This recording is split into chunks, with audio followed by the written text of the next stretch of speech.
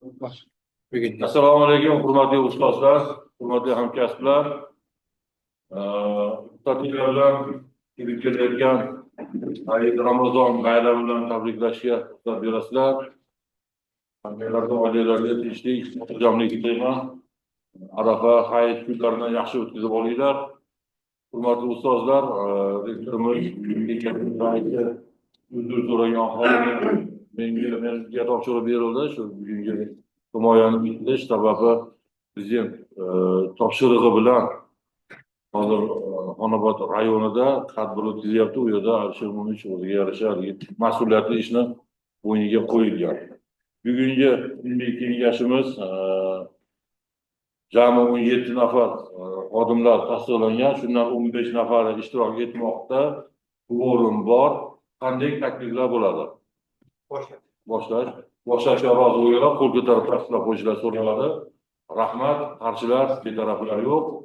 Kun tartibida o'rtoqlar, bugun bitta masala, bu ham Andijon davlat tibbiyot institutining mustaqil izlanuvchisi Qosimova Sohibaxon Abduvasilovnaning homiladorlarda o'tkir appenditsni xirurgik davolash natijalarini yaxshilash yo'llari mavzusidagi 14.00.27 xirurgiya ixtisosligi bo'yicha tibbiyot fanlari falsafa doktori PhD dissertatsiyasining rasmiy himoyasi ilmiy rahbar tibbiyot fanlari doktori dotsent Qodirov Shavkat No'monovich, rasmiy abonentlar. Birinchi abonentimiz Hakimov Murodjon Shavkatovich, Toshkent tibbiyot akademiyasi 1-son fakultet va gospital xirurgiya kafedrasi mudiri, tibbiyot fanlari doktori, professor. Ikkinchi rasmiy abonentimiz Yarayev Alisher Alijonovich, Respublika shoshilinch tibbiy yordam ilmiy markazi Sirdaryo filialining yangi texnologiyalar bo'yicha direktor o'rinbosari, tibbiyot fanlari doktori, dotsent. Yetakchi tashkilot Buxoro tibbiyot instituti. Taklif etilgan kun tartibi bo'yicha takliflar bormi? Ma'qullansin, qo'l ko'tarib tasdiqlab qo'yishni so'raladi. Qarshilar, betaraflar yo'q. Tibbiyot fanlari bo'yicha falsafa mavzusi O'zbekiston Respublikasi Oliy attestatsiya komissiyasi tomonidan ro'yxatdan o'tkazildi. Dissertatsiya Andijon davlat tibbiyot institutida bajarilgan. Dissertatsiyaning to'liq matni Andijon davlat tibbiyot instituti qoshidagi ilmiy kengashlarning veb sahifasida joylashtirilgan. Dissertatsiyaning avtoreferati 3 xil tilda ilmiy kengashning veb sahifasida va Ziyonet axborot ta'lim portaliga joylashtirilgan. Izlanuvchi Sohiba Abduvasilovnaning shaxsiy materiallari bilan tanishtirish uchun so'z ilmiy kotib Murodjon Fazlilovich. Marhamat. Assalomu alaykum. Kengash a'zolari. Qosimova Sohibaxon Abduvasilovna 65-yilda tug'ilgan, ma'lumoti oliy. 1988-yilda Andijon davlat tibbiyot institutining davolash fakultetini tamomlagan. 88-89-yillar Andijon viloyati 1-sonli tug'ruq kompleksida internatida o'qigan. 89-93-yillarda Asaka tuman markaziy shifoxonasi tug'ruq uyi akusher-ginekolog vazifasida ishlagan. 93-99-yilga qadar Andijon viloyati 1-sonli tug'ruq kompleksi akusher-ginekolog vazifasida ishlagan. 99-yildan 2006-yilga qadar Asaka tumani markaziy shifoxonasi tug'ruq kompleksi bo'limi mudiri lavozimida ishlagan. 2006-yildan 2015-yilga qadar Andijon tuman tibbiyot birlashmasi tug'ruq kompleksi bo'lim mudiri lavozimida ishlagan. 2015-yildan hozirga qadar Andijon shahar 2-tug'ruq kompleksi bosh vrachi lavozimida ishlab kelmoqda. 2020-yilda xirurgiya mutaxassisligi bo'yicha qayta tayyorlash o'quv kursini tamomlagan. 2021-yildan Andijon davlat tibbiyot instituti mustaqil izlanuvchi sifatida ilmiy faoliyat olib bormoqda. Homiladorlarda o'tkir appenditsni xirurgik davolash natijalarini yaxshilash yo'llari nomli dissertatsiya mavzusi 2022-yilda tasdiqlangan. Ilmiy rahbar sifatida tibbiyot fanlari doktori dotsent Qodirov Shavkat No'monovich tasdiqlangan. Dissertatsiya mavzusi bo'yicha jami 12 ta ilmiy ishlar chop etilgan. Qosimova Sohibaxon oilali 2 nafar farzandi bor. Falsafa doktori ilmiy darajasini berish tartibi to'g'risidagi O'zbekiston Respublikasi Oliy attestatsiya komissiyasining nizoli talablariga javob beradi. Rahmat. Marhamat, savollar bormi? Dissertatsiya shaxsiy materiallari bo'yicha. Savollar yo'q, tushunarli. Bu o'zim dissertatsiya ishining asosiy mavzusini taqdim etish uchun dissertatsiyaga sizga 20 daqiqa vaqt. Marhamat. Assalomu alaykum, hurmatli Bahrom Islomович. Hurmatli a'zolari, ijozatingiz bilan homiladorda o'tkir appenditsning xirurgik davolash natijalarini yaxshilash yo'llari mavzusidagi dissertatsiya tadqiqotimiz natijalarini taqdim etsam. Jahon Sog'liqni saqlash tashkilotining 2020 yilda e'lon qilingan so'nggi ma'lumotlarga ko'ra, O'zbekistonda appenditsit umumiy o'limning 0,02% tashkil qilgan. Yoshga qarab o'lim darajasi 100 ming aholiga 0,11% tashkil etib, O'zbekiston dunyoda 131-o'rinni egallagan. O'tkir appenditsit homiladorlik davrida aksherlik bilan bog'liq bo'lmagan o'tkir qorinning eng keng tarqalgan sababi bo'lib, taxminan 1,5 ming homilador ayoldan birida uchraydi. Appenditsit homiladorlikning ikkinchi trimestrida, birinchi yoki uchinchi trimestrga nisbatan ko'proq uchraydi. Homiladorlik paytida o'tkir appenditsit bilan kasallanish homiladorlikning salbiy oqibatlari xavfini oshirishi mumkin. Homilaning yo'qotilishi odatda birinchi trimestrda murakkab appendektomiya o'tkazilgan ayollarda 3-15% sodir bo'ladi. Biroq ushbu ko'rsatkich 20-30% yetishi ham mumkin. Bunda muddatdan avval tug'ilish darajasi 15-45%gacha tashkil etadi va spontan abort, shuningdek perinatal kasallanish hamda o'lim xavfini sezilarli darajada oshiradi.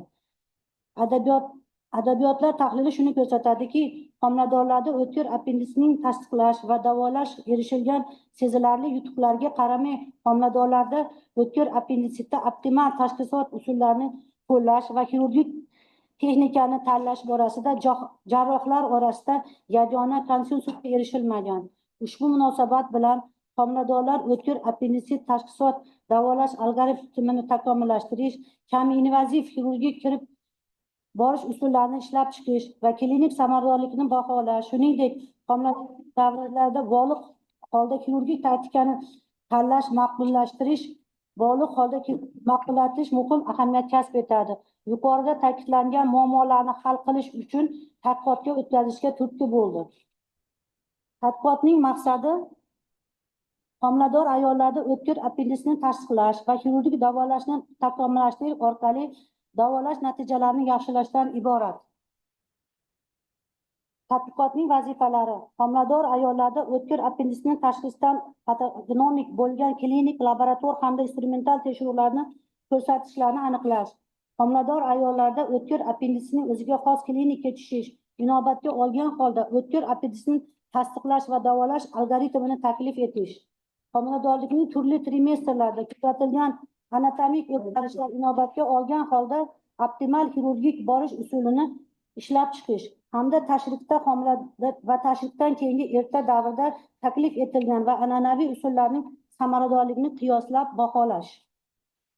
Tadqiqotning obyekti sifatida 2021-yildan 2023-yilgacha bo'lgan davrda Respublika shoshilinch tibbiy yordam ilmiy markazi Andijon filialida o'tkir appenditsit tufayli tashrif o'tkazilgan 95 nafar homilador ayollar olingan.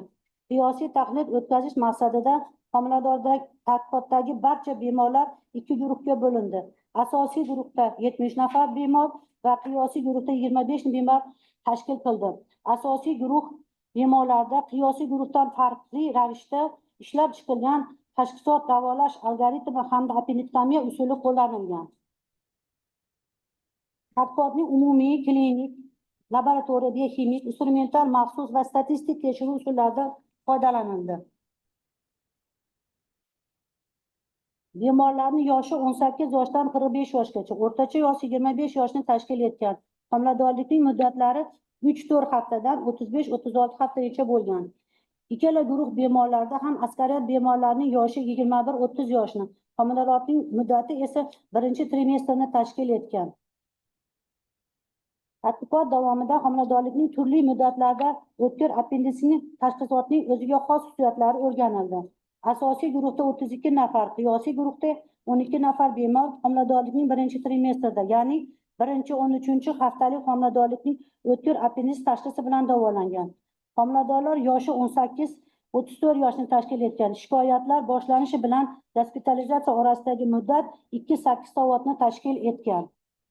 Bemorlarning asosiy va qiyosiy guruhlarda homiladorlikning birinchi trimestrida o'tkir appenditsning barcha turlarida eng ko'p uchragan belgi Koker-Valkovich simptomi bo'lgan. Shuningdek, Shotkin-Blumberg Sitkovskiy, Bartomiy, Mixailson, Rolskiy hamda Razdolskiy belgilari barcha holatlarda kuzatilgan.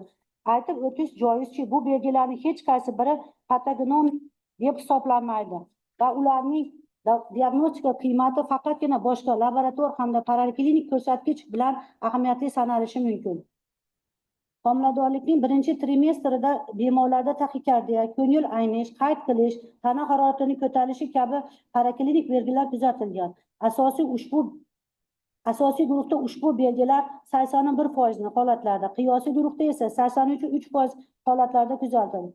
Biroq toksikoz fonida ushbu belgilar homiladorlikning o'tkir appenditsit holat bo'lmaganda ham qayd etiladi. Homiladorlikning birinchi trimestrda bemorlarning laborator ko'rsatkichi tahlil qilinganda asosiy guruhda 12 gacha bo'lgan leykositoz, o'tkir appenditsitning kataral shaklida 68%, homilador hollarda, destruktiv turda esa atigi 42-8% hollarda kuzatilgan. Qiyosiy guruhda bu butun tafovut yanada ko'proqni tashkil etadi. Ikkala guruhda ham 12 dan ortiq leykositoz destruktiv appenditsitda ko'proq uchragan. Homiladorlikning birinchi trimestrida klinik, paraklinik ham va laborator tadqiqotlarga tayangan holda asosiy guruhning 58-7%, qiyosiy guruhda 63-2% kuzatuvlar o'tkir appenditsit tashxisini o'rnatishga erishildi. Ultratovush tekshiruvi yordamida asosiy guruhning 12 nafar bemorida o'tkir appenditsitning belgilarini aniqlashga erishildi. Ulardan 7 nafarida kataral, 5 nafarida esa destruktiv turdagi appenditsit tashxislandi. UTTda diametri 6 mm dan yuqori kattaroq chuvalchansimon o'simta askariyat hollarida o'tkir appenditsitning destruktiv shaklida kuzatiladi. Kataral shaklida esa faqat 28.5% tashkil etgan. Chuvalchansimon o'simtaning diametriga nisbatan ishonarliroq belgi deb o'simta devorining qalinligini olish mumkin.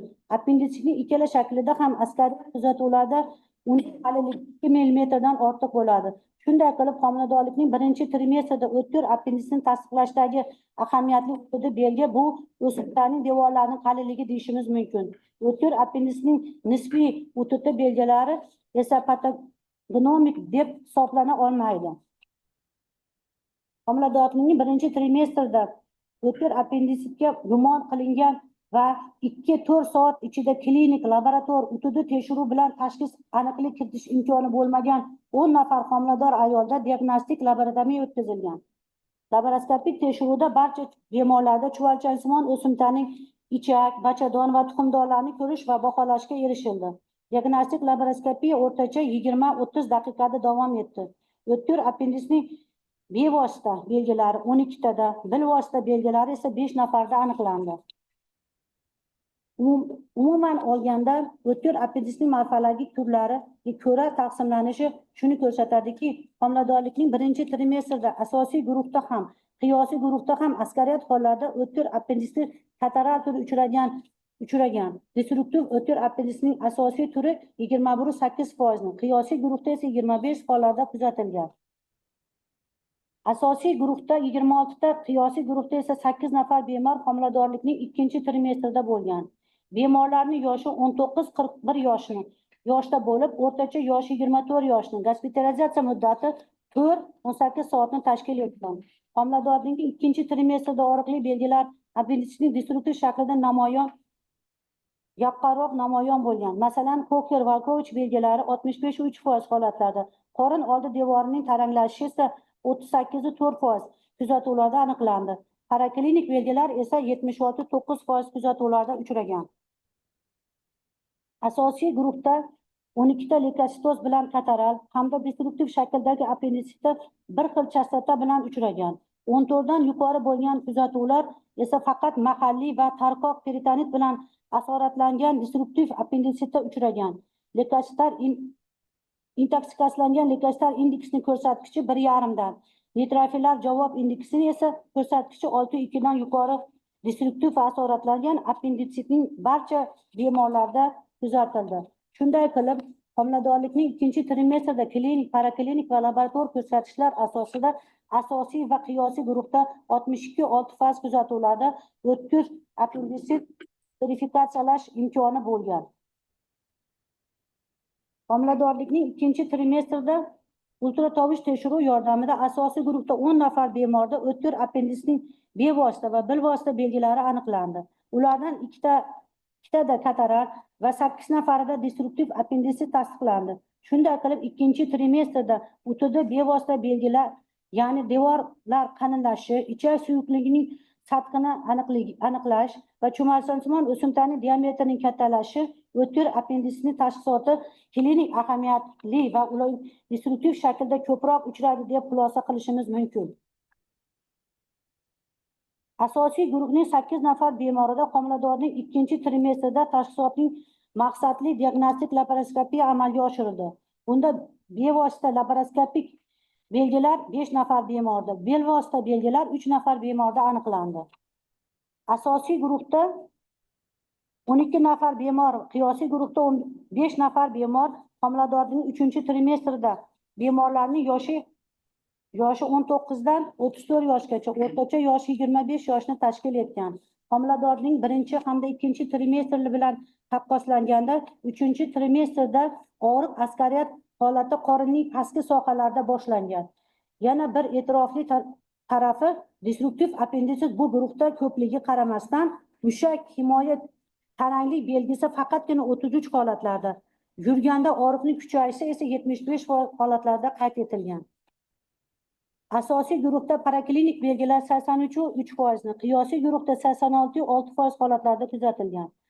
Bunga asoslanib 1 va 2 trimestrga nisbatan 3-trimestrda ushbu belgilar o'tkir appenditsitning tashxisotini klinik ahamiyatli deyishimiz mumkin.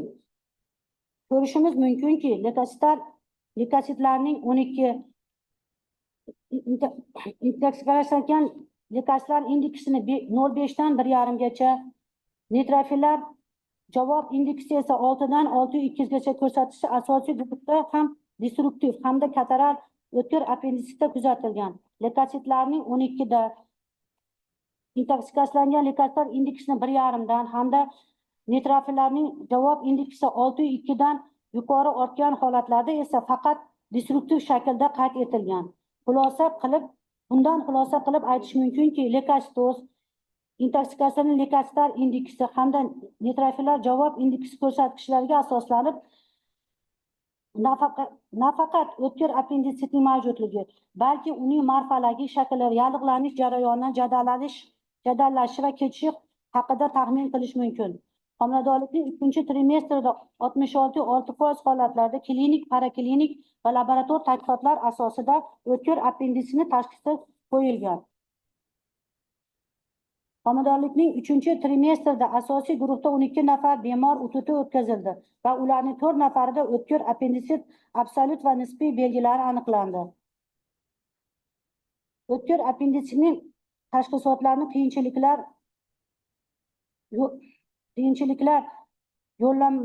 yo'llanmadagi noto'g'ri tashxislarimiz, homiladorlikning muddatdan oldin to'xtash xavfi, o'tkir pielonefrit, buyrak sanchig'i, gastrit, 12 barmoq ichak yarasi, o'tkir qorin, noto'g'ri gospitalizatsiya, tashxisni kechiktirish va boshqa asoratlarni keltirib chiqaradi.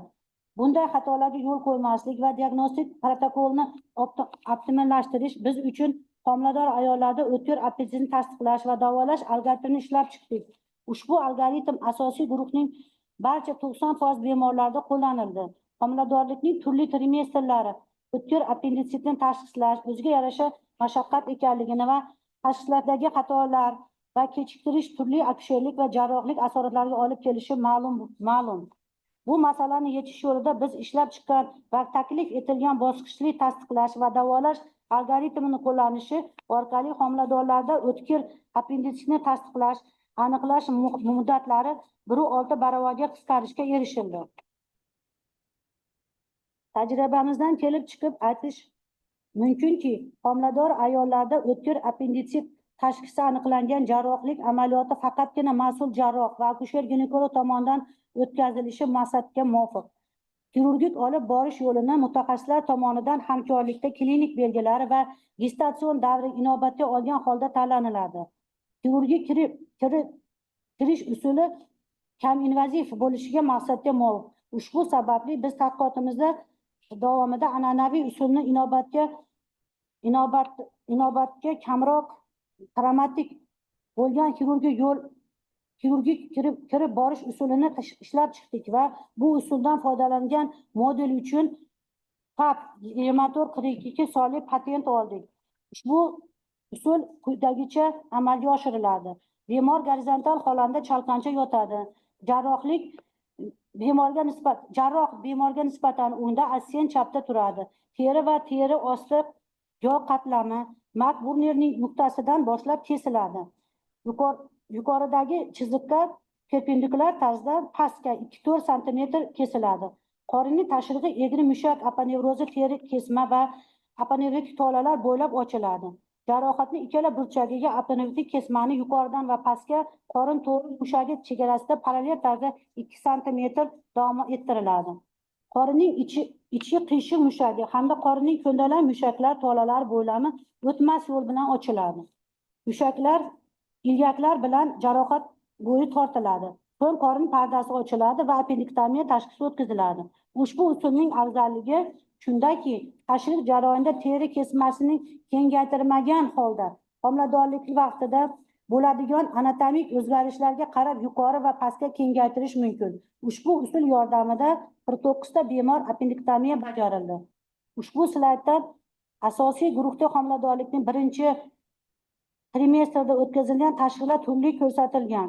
Ushbu taklif qilingan xirurgik kirib borish yo'li orqali appendektomiya 22 bemorda, 3 bemorda an'anaviy appendektomiya, 5 nafar bemorda esa laparoskopik appendektomiya va 2 nafarda diagnostik laparoskopiya bajarilgan. O'tkir appenditsitning kataral shaklida 23 ta bemorda hamda destruktiv shaklida esa 7 bemorda aniqlangan.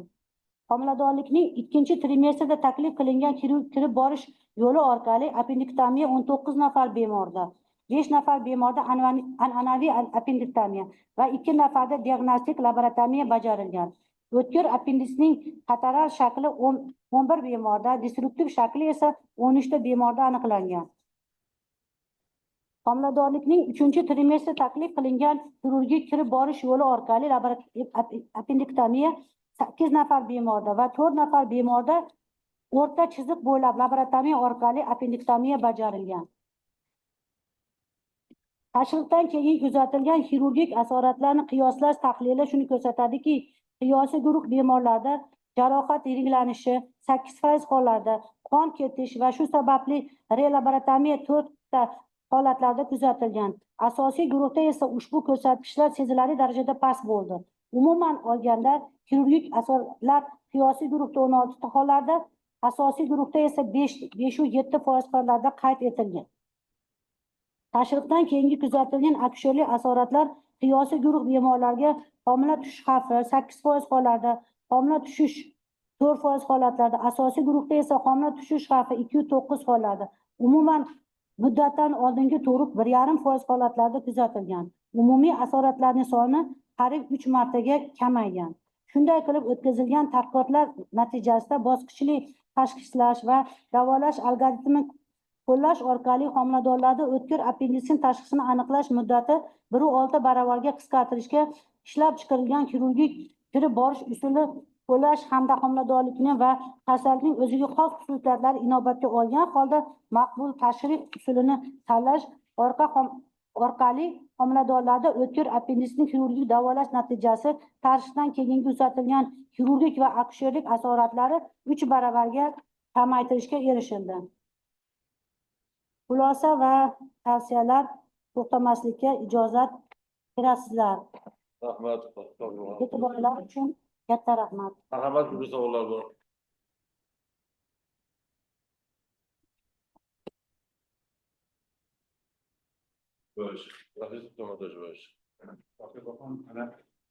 Juda qiziq ish bajarilgan. Appenditni juda ko'p masalalarni hozirgi kungacha hal bo'lgan deb qabul qilinadi ko'pchilik. Lekin mana siz shu tadqiqotni o'tkazibsiz. Mana shu tadqiqotingizda ilmiy yangiligi nima? Nimadan iborat? Chunki hozir yana qaytaraman, o'sha appenditsit desa hamma narsasi ma'lum-ku deyiladi. Demek mana hozir sizni anaqangizdan nimadir yangilik chiqqan bo'lsa kerak, shu ilmiy yangiligingiz nimadan iborat? Bu birinchi savol.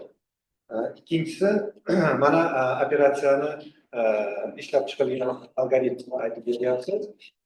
Hozir siz aytishingiz bo'yicha operatsiyani nimasi bajarish ketma-ketligi bunaqa an'anaviy usuldan juda ham katta farqi yo'q.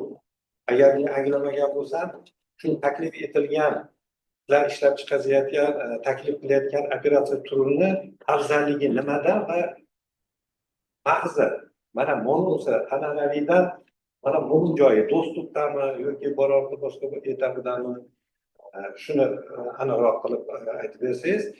Keyin mana nimalar bo'yicha aytib o'tildi. Endi bu qoida qilingan bo'lsa kerak. Mana klinik diagnozma, mana 3 xil formalar beryapsiz. Morfologik diagnozlar o'rtasida tafovut chiqdimi?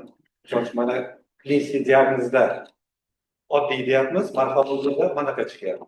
Bunaqa tafovutlar bo'ldimi yoki yo'qmi? Ikkinchi oxirgi savol, bu algoritmni erishilgan, olingan natijalardan kelib chiqib ishlab chiqildinglarmi yoki qaysidir bir algoritmni takomillashtirdinglarmi? Bas savol.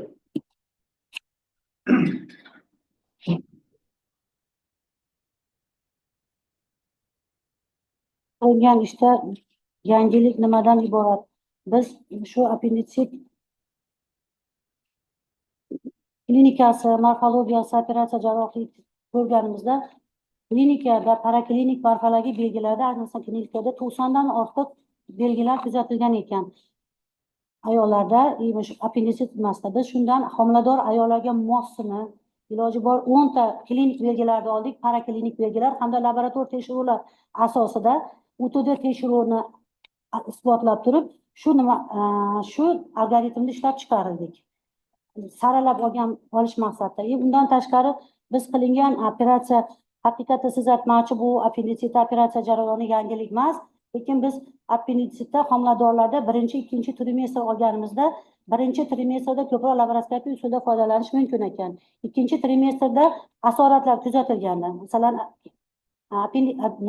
kesal kesish operatsiyasi, ayolda o'zida boshqa operatsion usullar foydalanilganda, laparoskopik usul qo'llanmagandan keyin ikkinchi hamda uchinchi trimestrda biz shu usulni nima qildikki, bunda homiladorda anatomik, ya'ni gestatsion davrida homiladorlikda appenditsit shakli, funksiyasi o'zgarilganda, avvalgi kesilgan appenditsitda bu o'zgarish qiyin bo'ladi. Shuning uchun biz UZI asosida klinik laborator tekshiruvlardan keyin xirurgik jarrohlikda operatsiyasini o'tkazdik.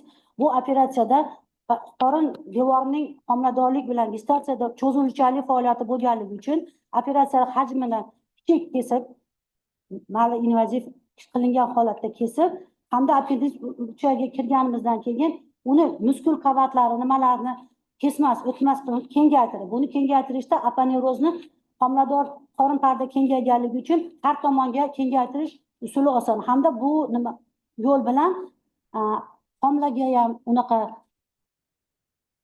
negativ holatlar, asoratlar kuzatilmaydi hamda appenditsitni xirurg hamkorligida olishga yaxshi sharoit yaratiladi. Shu undan keyin klinik Sizki ona disertatsiyada yozgan yo'q. Boshqa narsalarni aytyapsiz. Milliy yangilik bu bitta milliy yangilikda olgansiz to'rtta narsa. Bular narsalarda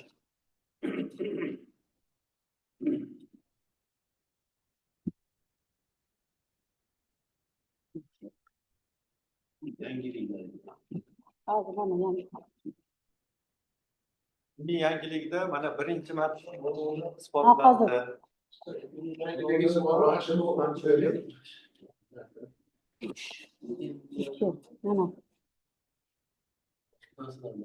Haligi yangi do'st. Hozir mana algoritm. Yangilik bo'ladi.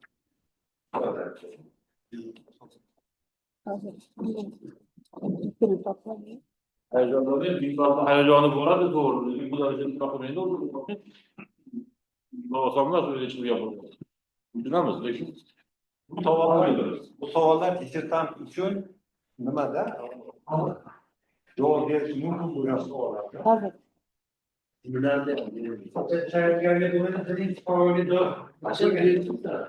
Ikkini savoli. Yo'q, ko'zim ko'rmayapti. Yo'q, mana undan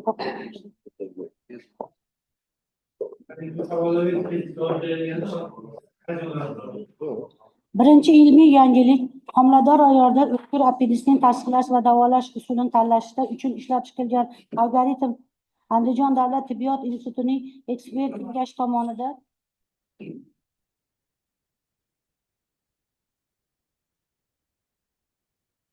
ishlab chiqilgan algoritm Bilmang, anaqani shu joyni o'zini ochib Ha, o'zini mana bo'ldi. Ilmiy yangilik natijalari ijtimoiy samaradorlikning homilador ayolning o'tkir appenditsni tasdiqlash va davolash usulini tanlashda algoritm bemorlarning shifoxonada yotish hamda reabilitatsiya muddatlarini qisqartirish va muvofiqlashtirish operatsiya amaliyotini ulushini oshirishga imkon beradi. Ilmiy yangilik natijalari iqtisodiy samaradorlik.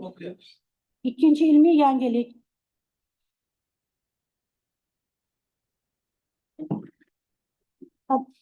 homilador ayollarda o'tkir appenditsni tasdiqlash va davolash usullarini tanlashda algoritm ishlab chiqilgan. O'tkir appenditsit bilan og'rigan homilador ayollarda homiladorlikning turli trimestrlarida bemorlar va homila uchun xavfsiz bo'lgan optimal xirurgik kirish usuli ishlab chiqilgan. Leukostoz, leukostar, intoksikasiyalangan leukostar indeks va nitrofillarni javob indeksi ko'rsatkichi asosiy va nafaqat o'tkir appenditsni verifikatsiyalash, balki uning marhalaviy shaklini bashoratli bo'lishini isbotlagan. Klinik tadqiqot natijasida asosiy homilador ayollarda homiladorlikning turlari trimestrlarda o'tkir appenditsni tasdiqlash va optimal operatsiya davolash usuli tanlash bilan tavsiyalanuvchi differensial xirurgik taktikani ishlab chiqilgan.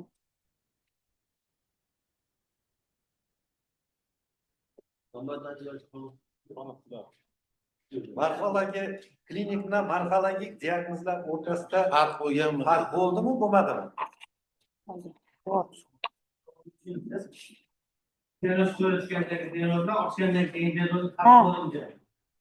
Bor bo'ldi unda.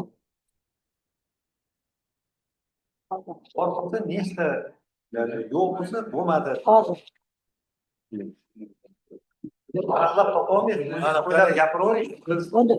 O'tkir appendits belegmanostur deb yozgansiz, lekin histologiyada oddiy turida ham chiqqan. Shunda farq bo'lganmi? Ular tafovut bo'ldi. Bo'ldi, tafovut bo'ldi. Nechta holatda tafovut bo'ldi? Kam ekan. Hozir Tibbiy oshxonasida javob berdi.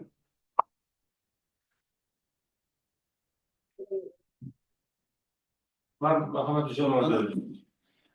Vazifalarda yozib ketibsiz, shu birinchi trimestr davrida tomirlarni tushish xavflari yuqori bo'ladi. Shu yuqori bo'lishligini hisobga olib, bu bemorlarga qandaydir bir muolajalar tavsiyalar qilinganmi, operatsiyalar tashqari homilani tushib qolishini oldini olish uchun. Yozyapsiz, birinchi, ikkinchi trimestrlarda ko'proq uchraydi deyapsiz. Bu endi bu shunchalik mos kelganimi yoki aniq nima sababdan birinchi, ikkinchi trimestrda ko'p uchraydi, uchinchi trimestrga nisbatan? Rahmat. Tushundingizmi? homiladorlarda birinchi appenditsitning uchrashi birinchi homiladorlik davrida organizmda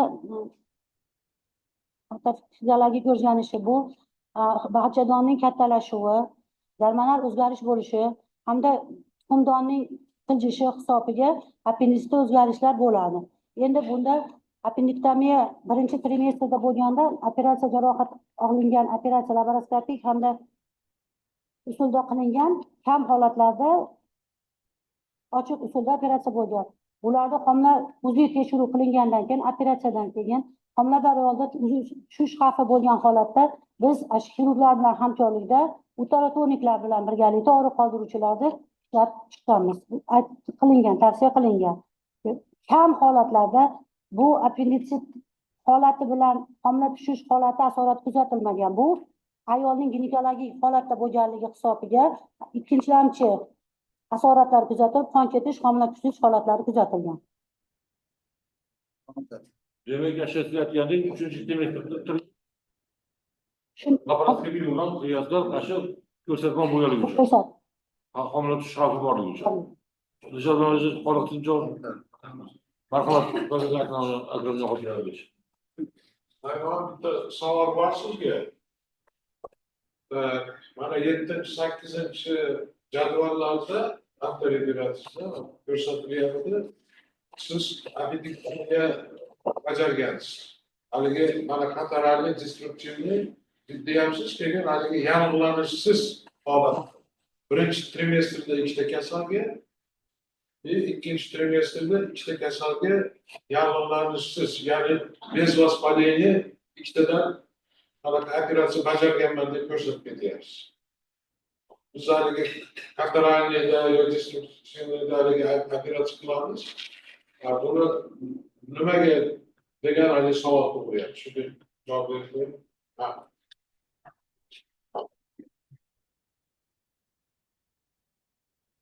Degandek, mana 7-slarda ikkinchi trimestrda o'tkir teshuv operatsiyasi o'tkazilgan hamda bunda 10 ta bemorda o'tkir appenditsning bevosita hamda bilvosita belgilari aniqlangan. Hamda ikkita homiladorda kataral hamda 8 nafarda destruktiv appendits tashxisi qo'yilgan. Shunga qarab trimestrda o'tida bevosita belgilar, ya'ni devorni qarilashi, ichakda suvning sathini aniqlashi va chuvalchasima tumi diametrini kattalashi hisobiga tashxis klinik ahamiyati bilan destruktiv shaklda ko'proq uchraydi deb xulosa qilib operatsiyaga olingan. Lekin hozir aytmoqchi, shu belgilarda ikkita ayolda kataral appenditsit tashxisi bo'lgan, belgilar bo'lgan. Bo'lgan, lekin Operatsiyadan keyin yallig'lanish aniqlanmagan. kuzatilgan. Как перепот здесь? Yallig'lanishi diagnostik laboratoriya qilingan. Diagnostik laboratoriyaga o'tkazilgan. Ikkita bemorda. Ikkita bemorda faqat diagnostik laboratoriya. Diagnostik laboratoriya qilingan, appendektomiya qilinmagan. Diagnostik laparoskopiya Qilingan. Lekin jadvalda kolичество operatsiya degan umumiy songa hisoblab ko'rsangiz, bu operatsiya soniga kirib ketadi. O to'g'ri, o to'g'ri. Это технически. Все понятно. Sababi unda yallig'lanishsiz holatda nimaga operatsiya qildingiz degan ertaga savol tug'ilishi mumkin. Shu nuqtai nazarda Bu aytmoqchiman. Bu bitta masala, bitta maslahat bor. Mana shu 7-8 tablitsa ruscha o'zbekcha variantlaringizda tablitsalaringiz yarmi bu yerda yarmi bu yerda bo'ldi. Menimcha vaqtda haligi qilsa tablitsalar bitta bo'lsa ma'qulroq. to'g'irlab qo'yaman uni. Yana savollar bormi? Yetarli, chunki nimada ham ko'rib turgan Seminarda ham muhokama bo'lgan. Joyga o'tirish. Mardigan yashashlarni ilmiy rahbari Shavkat Umonovich, marhamat.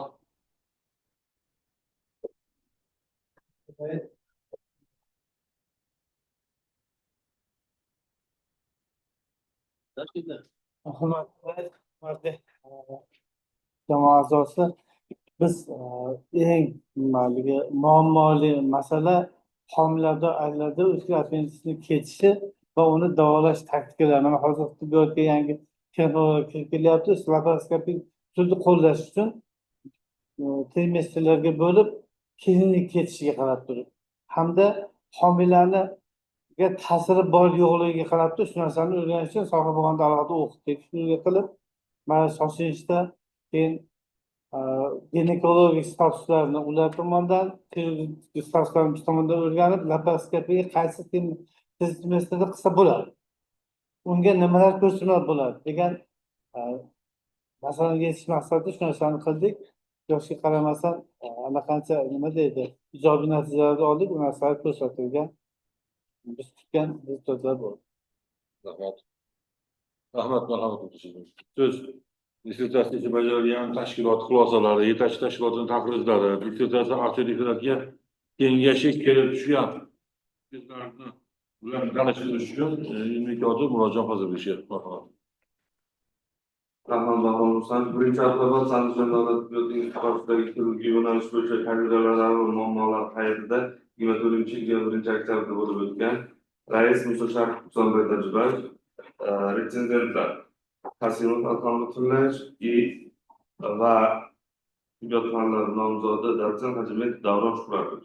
Xulosa, endokirurgiya, endokrinologiya va stomatologiya kafedrasi mustaqil izlanuvchi Qosimova Sohibova Abdulvasilovnaning tibbiyot fanlari bo'yicha falsafa doktori ilmiy darajasini olish uchun homiladorlarda o'tkir appenditsitni xirurgik davolash natijalarini yaxshilash yo'llari mavzusidagi 14 xirurgiya ixtisosligi bo'yicha tayyorlangan dissertatsiya ishi tugallangan ilmiy tadqiqot deb hisoblansin. Dissertatsiya ishi tuzilishi, hajmi va izlanish darajasiga ko'ra O'zbekiston Respublika Oliy attestatsiyon komissiyaning tibbiyot fanlari bo'yicha falsafa doktor dissertatsiyasiga qo'yilgan talablarga mos keladi va ko'rib chiqish uchun keyingi bosqichlarga hamda ixtisoslashtirilgan kengashga tavsiya etish mumkin. Ikkinchi muhokamasi Andijon davlat tibbiyot institutidagi ilmiy darajalar beruvchi ilmiy kengash qoshidagi ilmiy seminarda 24-yil 26-noyabrda bo'lib o'tgan.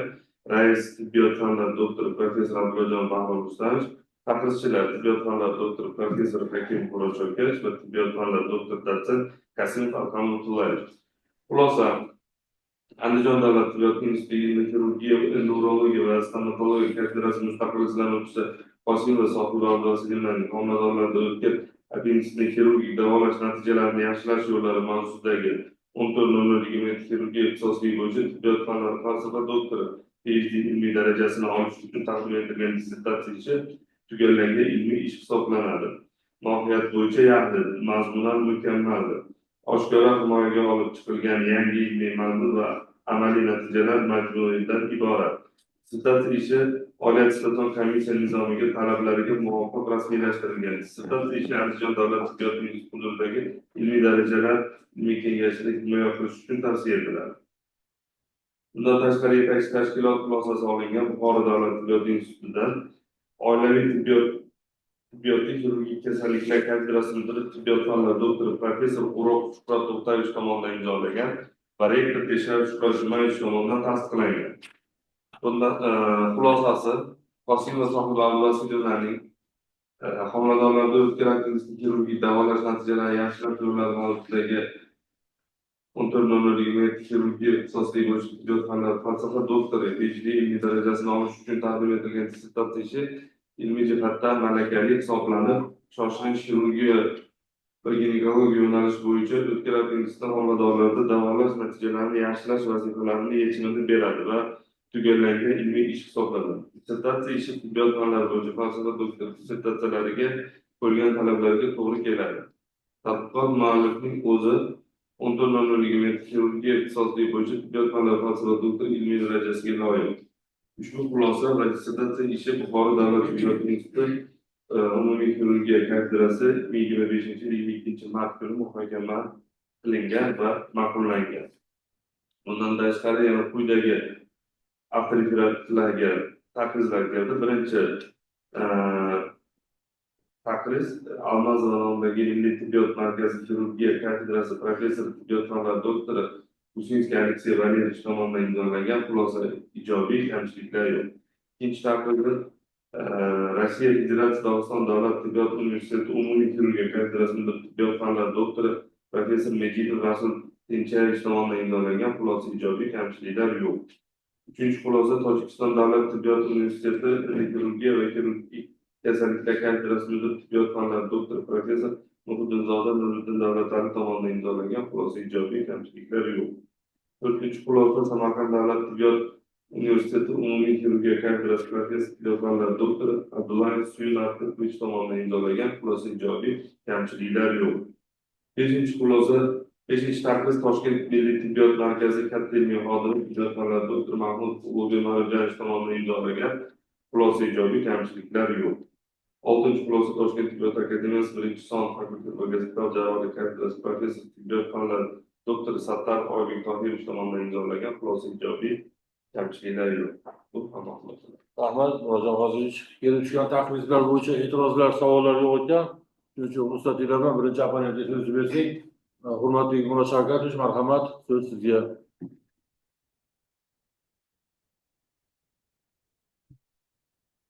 Mikrofoningiz ezbolgan shekilli, Murat Shavkatovich, eshitilmayapti. Kechirasiz. Endichi? Endi Ha. Assalomu alaykum, hurmatli Bahrom Rustamjonovich, hurmatli ilmiy kengash a'zolari. Izlanuvchi Qosim va Sohibaxon Abduvasilovlarni taqriziga o'tishdan oldin avvalambor hammanglarni kirib kelayotgan bayramlar bilan tabriklamoqchiman. Sog' bo'linglar, salomat bo'linglar. Bunaqa bayramlarni ko'pini ko'rish va birga ishlash ko'p yil nasib etsin degan bir taklif nima bilan hammanglarni tabriklamoqchiman. İjozatingiz bilan Rustam Bahromjonovich ruxsat bersangiz, o'zimni taqrizimni o'zimga osonroq rus tilida tavsiya etsam, birinchi navbatda o'zimni fikrimni yaxshiroq ifodalash maqsadida va vaqtimizdan unumli foydalanish maqsadida bugungi muhokama qilayotgan ish bo'yicha o'zimni taqrizimni tavsiya etsam. Глубоко уважаемые члены Совета, я выступал в качестве официального рецензента и на предварительных этапах обсуждения данной диссертационной работы. И многие сидящие из нас в зале, которые являются практическими хирургами, наверное, нет такой ситуации, когда мы бы особо не переживали за больных с острым аппендицитом, особенно когда это больные беременные. Я думаю, актуальность этой проблемы, значимость этой проблемы, сложность этой проблемы у беременных женщин возрастает, наверное, раз в 10, а может и больше, чем у пациентов, у которых нет сопутствующей беременности. Чем больше хирург имеет практический опыт, тем больше он переживает, тем больше он боится, но это, конечно, термин в кавычках, больных беременностями, так как все мы знаем, что одной из основной проблемой в хирургии это является правильная адекватная диагностика. И если благодаря бурному развитию инструментальных технологий и методов диагностики значительно снизилось количество осложнений при таких острых хирургических заболеваниях, как, например, острый панкреатит. На сегодняшний день за последние 20 лет, раз в 20-30 снизилось количество диагностических ошибок. Острый холецистит. То при остром аппендиците уровень, частота диагностических ошибок за последние несколько лет снизилась не так значимо, как при вышеуказанных патологиях. Особенно у лиц, у женщин беременных, когда именно на фоне беременности изменяется клиническая картина заболевания, диагностическая значимость данной проблемы значительно возрастает. Я думаю, с учетом этого выбранная на сегодняшний день тема является довольно-таки актуальной. Первый момент – это диагностика острого аппендицита у беременных. Второй момент – это хирургическое вмешательство. И знаете, тем больше хирург набирает практического опыта, тем больше он очень лояльно, очень скрупулезно подходит к выбору хирургического метода лечения. И буквально, если взять всякие классические каноны хирургии, касаемо острого аппендицита у беременных, где говорится, и во многих наших учебниках и монографиях приведены такие данные, что с увеличением срока повышается уровень расположения червеобразного отростка и говорится, что нужно брать разрез выше, то на самом деле на практике, к сожалению, этот подход не всегда является правильным и адекватным.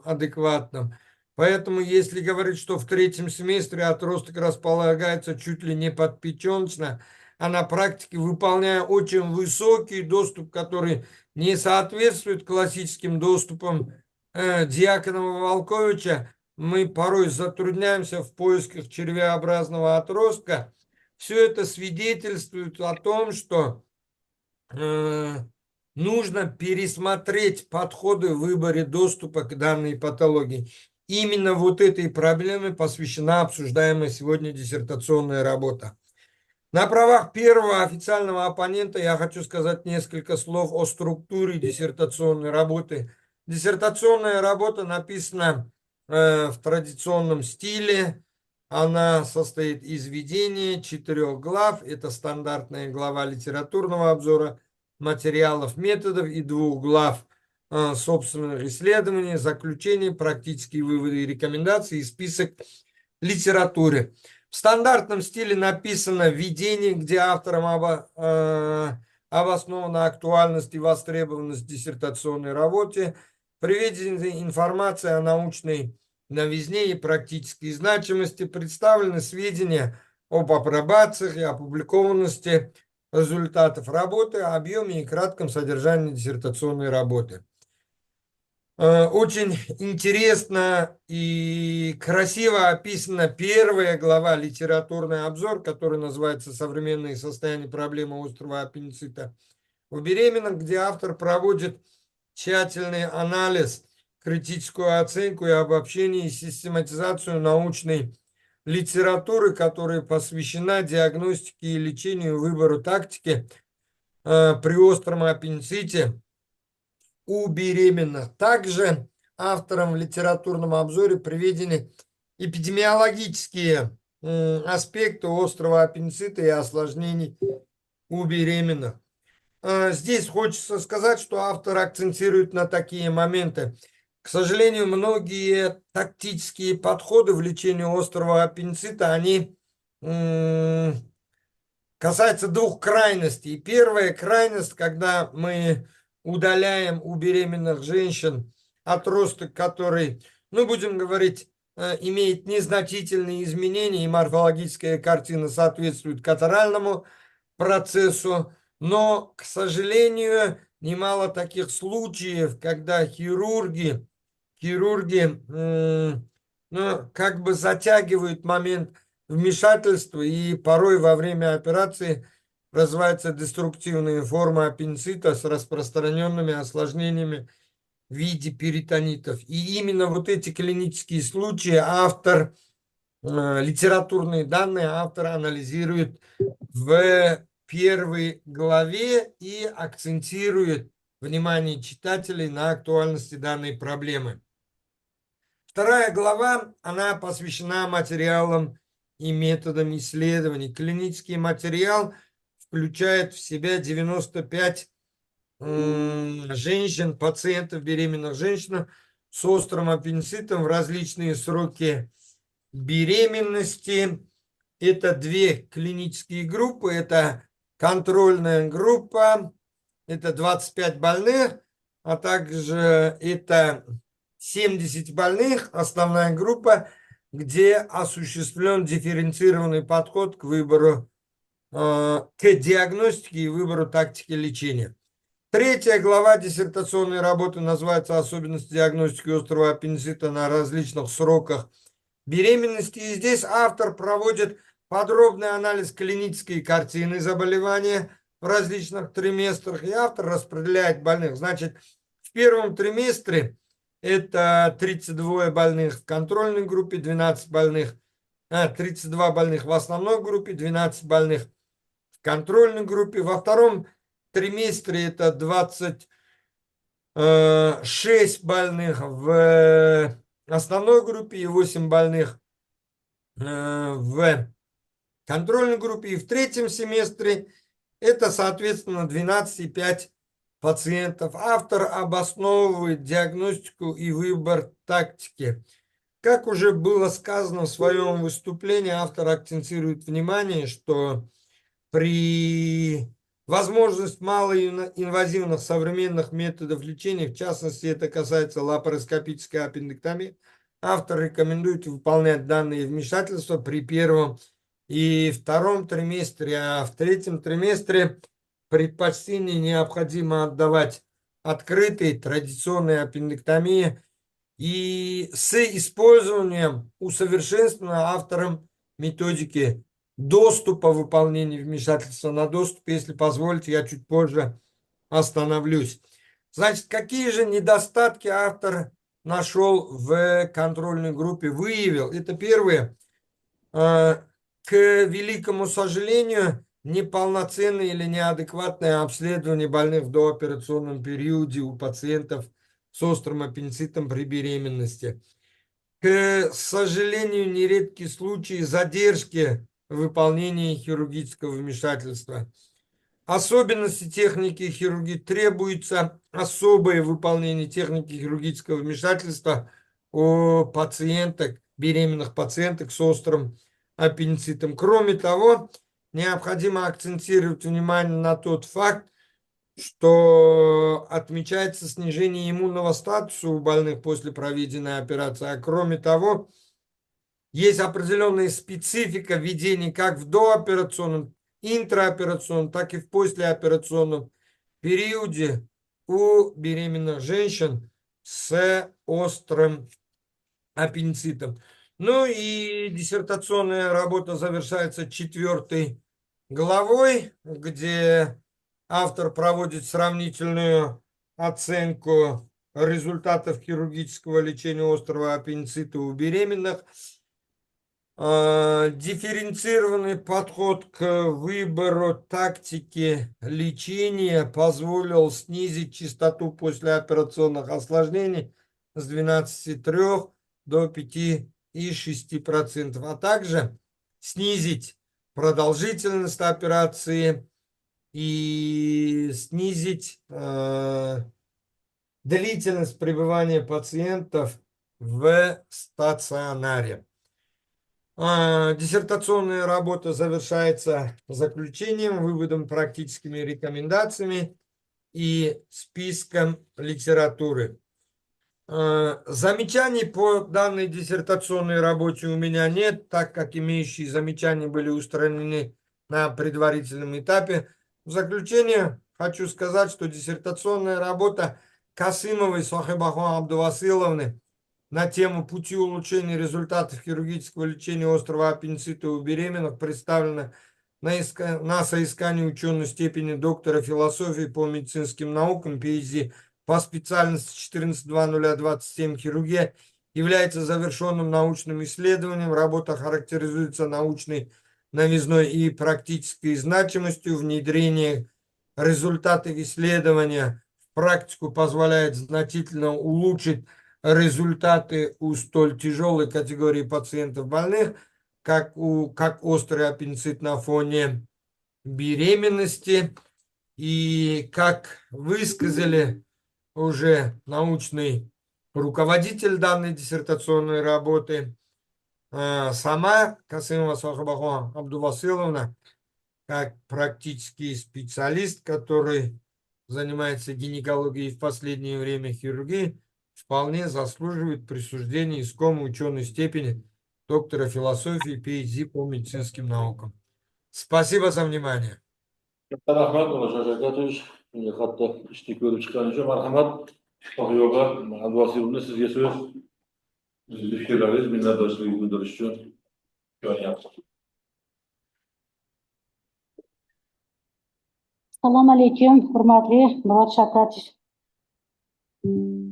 Men o'z nomimdan qilingan ishlarga yordam berganingiz hamda qo'llab-quvvatlaganingiz uchun katta rahmat bildiraman.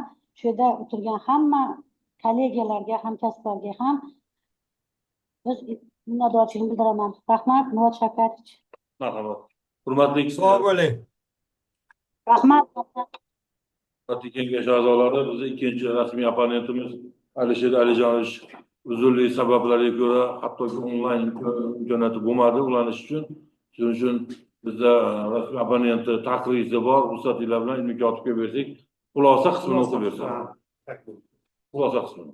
Rahmat, Ruslanch. Xulosasida to'xtasam bo'ldi. Xulosa qismida. Qosimov va Sohib Abduvasilovlarning 14.00.27 xirurgiya ixtisosligi bo'yicha homiladorlarda o'tkir appendiksli xirurgik davolash natijalarini yaxshilash yo'llari mavzusidagi tibbiyot fanlari bo'yicha falsafa doktori ilmiy darajasini olish uchun yozilgan dissertatsiya tugallangan ilmiy tadqiqot ishi bo'lib, bajarilgan tadqiqot ishi hajmi, erishilgan natijalarning ishonchligi, olingan ma'lumotlarni statistik ishlov berish darajasi, xulosalarning mantiqiy asosligi, dissertatsiyalar uchun talab qilinadigan ilmiy darajalar berish tartibi to'g'risidagi nizomga to'liq javob beradi. Dissertatsiya ixtisoslashgan xirurgiya ilmiy kengashda himoya taqdim etilishi mumkin. Unda muallif 14.00 xirurgiya ixtisosligi bo'yicha tibbiyot fanlari bo'yicha falsafa doktor PhD ilmiy darajasini olishga munosibdir. Rasmiy amaliyot Respublika shoshilinch tibbiy yordam ilmiy markazi Sirdaryo filialining yangi texnologiyalar bo'yicha direktor o'rinbosari, tibbiyot fanlari doktori, dotsent Yariyev Alisher Abjamov. Marhamat, Sohibaxon advokatimiz prezidentga Alisher Abjamovich taklifiga minnatdorchilik.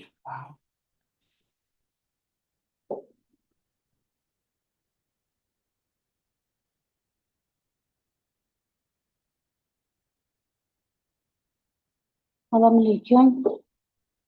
Alisher Alijonovich.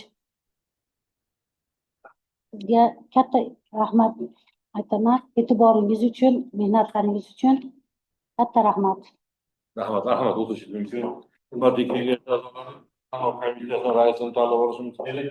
Taklif bo'lyapti sanoat komissiyasi raisiga professor Musashakov Husamot Tojiboyevich. Takliflar bormi? Yo'q. Tafsilot qo'shimiz kerak bo'ladi. Rahmat. Marhamat, Husamot Tojiboyevich, shu sanoat komissiyamiz ishini boshlashi mumkin. 3 minut tanaffus yetadi menimcha.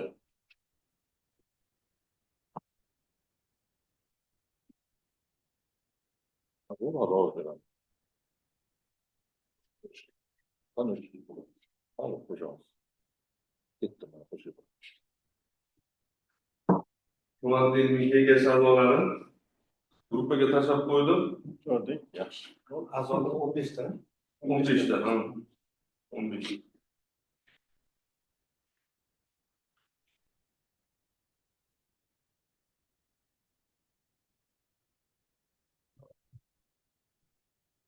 Qo'shdim aka.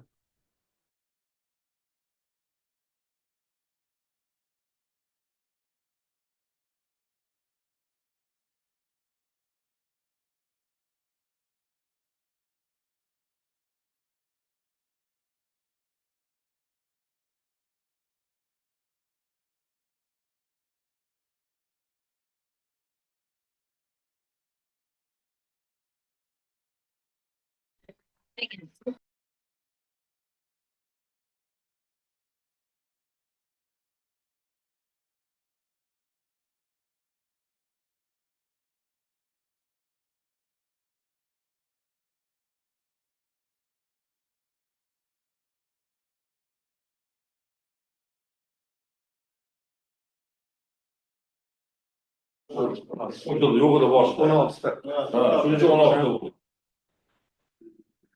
Boshida 15 dedik, yonimizga qo'shildi. Marhamat, Hurmatli bahsimiz, hurmatli kengashimiz a'zolari, ovoz berish natijalarini bilan tanishtirishga ruxsat berasizlar. Ilmiy kengash tarkibi 17 nafardan iborat. Kengash tarkibiga hal qiluvchi qo'shimcha ovoz berish huquqiga hech kim kiritilmagan. Yig'ilishda, bugungi yig'ilishimizda 16 nafar a'zo ishtirok etmoqda. Yashirin onlayn ovoz berish natijalari. Qosimova Sohibaxon Abduvasilovnaga tibbiyot fanlari bo'yicha falsafa doktori PhD ilmiy darajasini berish to'g'risida 16 ta ovoz berildi. Ulardan rozi 16 ta, qarshilar, betaraflar yo'q. Sanoat komissiyasi ushbu bayonnomani tasdiqlab berishini so'raydi. Marhamat, qo'lga tasdiqlab qo'yishimiz kerak. Qarshilar so'zlarda ilmiy yozib beriladi. Marhamat. Hurmatli ilmiy kengash a'zolari, Telegram gruppasiga baholash mezonlari va xulosa loyihasi jo'natilgan. Mazkur masala bo'yicha e'tirozlar va savollar bormi? Yo'q. Asos uchun qabul qilamiz. Marhamat. Xulosa va mezonlarni asos o'rnida qabul qilish taklifi bor, e'tirozlar yo'qmi? Yo'q. Mazkur takliflar tarafdorlari ovoz berishida Marhamat. Hamma rozi ekan. qarshi yo'q, betaraf yo'q, bir ovozdan qabul qilindi. Unda tasnifli belgilarga muhokama qilishga ruxsat berasizlar.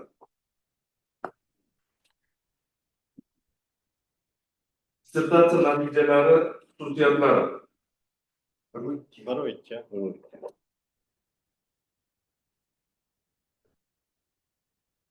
Dissertatsiya natijalari yangilik darajasi. 2.1. Dissertatsiya natijalarining ahamiyati. 3-2. Hop, tadqiqot mavzusi rejalashtirilgan tadqiqot bilan bog'liqligi standart 4.2 bo'ladi. Beshinchisi, amaliy ahamiyatga ega bo'lgan dissertatsiya natijalaridan foydalanish darajasi. 5.2. Va oltinchisi, amaliy ahamiyatga ega bo'lgan dissertatsiya natijalarini kengroq foydalanish bo'yicha tavsiyalar. Bu 6.1. Xo'p, tasnif belgilarga hamma yo'q bo'ldi. Demak,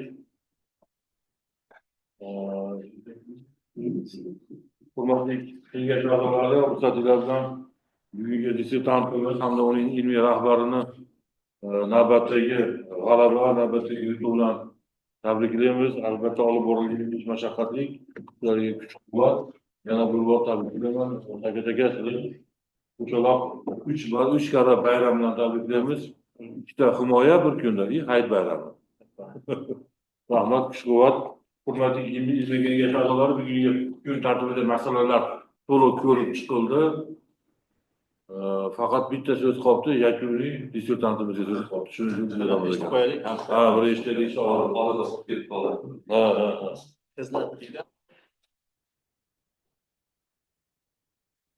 Hurmatli Bahrom Rustamich, ilmiy kengash a'zolari, ustozlar, hammanglarga eng avvalo hayit bayrami bilan chin yurakdan tabriklayman. Meni mavzumga, ilmiy ishimga yordam berganinglar, qo'llab-quvvatlashganinglar uchun sizlarga chin yurakdan rahmat aytaman. Hammanglar ishlaringlar bardavom bo'lsin, hamisha martabalar bundan-da baland bo'lsin. Rahmat. Hammanglarga. Kun tartibida ilmiy rahbaringizga. Ilmiy rahbarim.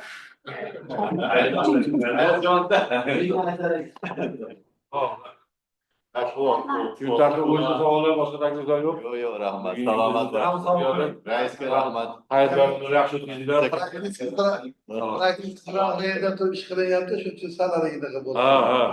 To'g'ri tushunasiz. O'chirib qo'yish kerak. Bo'ldi.